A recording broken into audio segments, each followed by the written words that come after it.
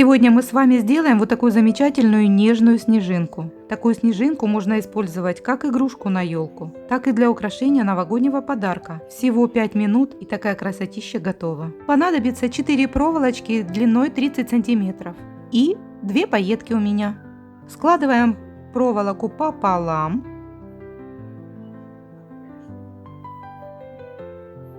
Делаем несколько закручиваний. И теперь разделяемся. С одной стороны делаем закручивание.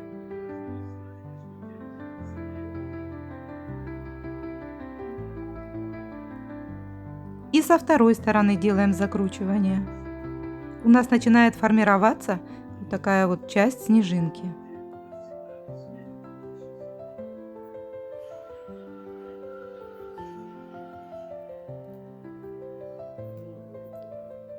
Теперь делаем около 4 прокручиваний по полосочке, по стволу.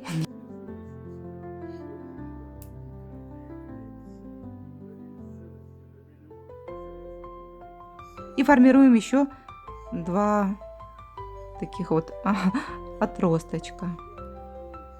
Не знаю, как правильно назвать.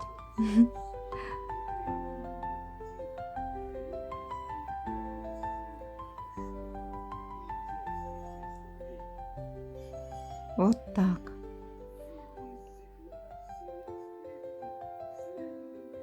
Вот у нас получилась такая красивая часть снежинки.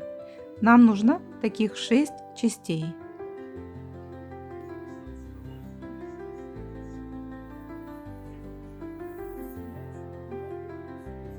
Теперь будем формировать серединку. Для этого мы одну палочку разрезаем пополам. У нас получается 2 части по 15 сантиметров.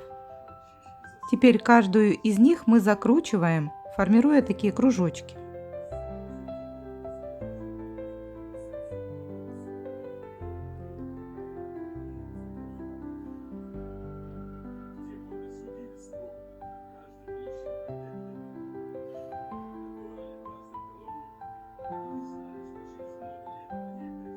Вот мы сделали одну, и сейчас будем делать еще одну. Всего снежинка делается буквально за несколько минут. А если еще приноровиться побыстрее, я не так давно начала заниматься синильной проволокой. Это очень интересно, красиво, быстро и, не знаю, прям так захватывает.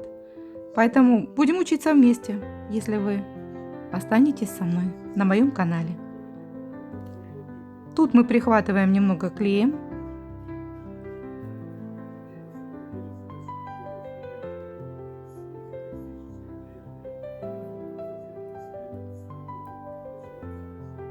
И теперь приклеиваем все части снежинки к серединке. Стараемся ровненько.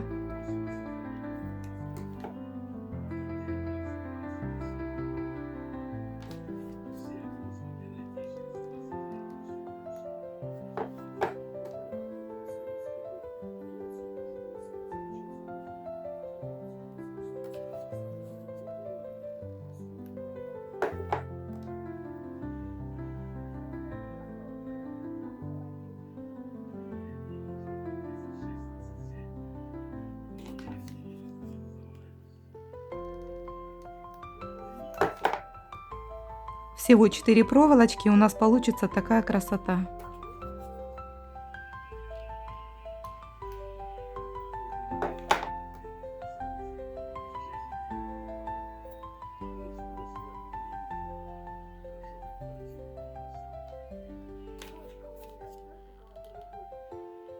Теперь сверху мы приклеиваем вторую часть, второй кружочек.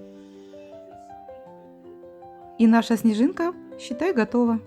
В принципе, она готова, только хочется немного ее украсить посередке. Для этого я возьму пайетки, у меня есть крупные пайетки, и я приклею с одной и со второй стороны.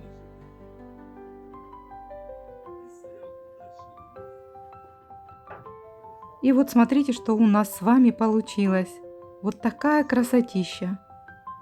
Отрезала небольшой кусочек бисерной ниточки, она такая почти незаметная. И вот я подцепила на нее снежинку. Смотрите, какая прелесть. Эту снежинку можно повесить как на елочку, так и украсить подарок новогодний. Может быть на окно, может быть на шторы. Вариантов немерено. Пишите свои варианты, куда ее еще можно приспособить. Пока!